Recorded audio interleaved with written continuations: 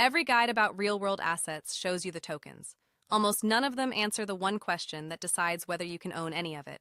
Where do you live? I'm Rachel from ChainSense.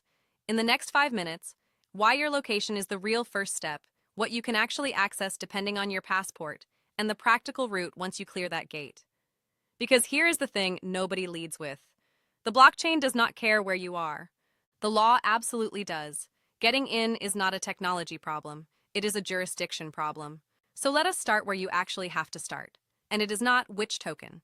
It is where are you legally. Most people open a wallet, get excited, and only then discover the door is shut. Run it the other way around. Before any of this, 2 questions decide almost everything. 1. Which country are you a tax resident of? 2. Are you what regulators call an accredited or qualified investor, essentially wealthy enough by their definition?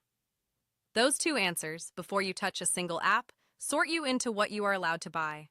A United States resident and someone in, say, Southeast Asia are offered almost mirror image menus of the very same products.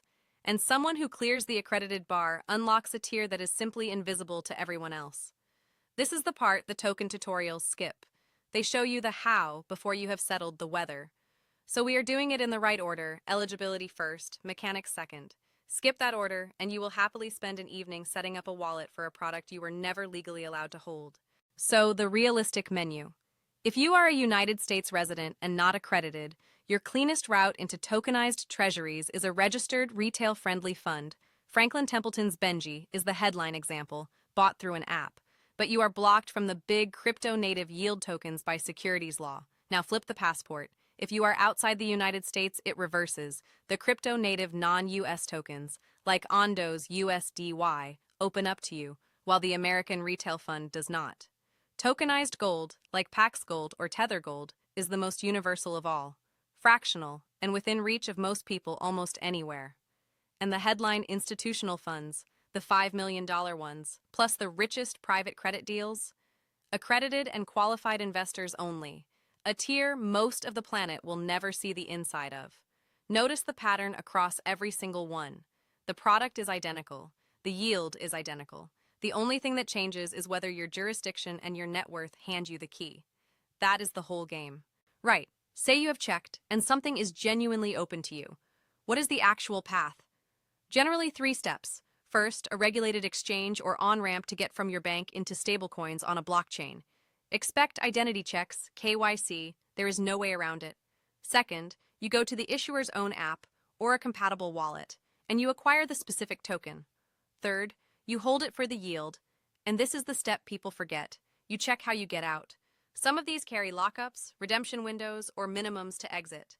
Read that before you go in, not after. None of this is hard, technically. The friction was never the technology. It was the eligibility gate. You had to clear 2 steps before any of it. Clear that, and the rest is mostly paperwork and patience. The hard part already happened, the moment your jurisdiction said yes or no. So before you go hunting for the perfect token, do the boring, decisive thing first. Find out what your own jurisdiction actually permits you to hold. That single answer rules more in or out than any yield number ever will. If you want the full step-by-step, the platforms, the products, and the routes mapped to where you live, I have put the complete walkthrough in the written guide linked below. This is education, not financial advice. Your jurisdiction and your situation are yours to weigh. Getting in isn't about the blockchain, it's about your jurisdiction. Subscribe to ChainSense. I'm Rachel. See you in the next one.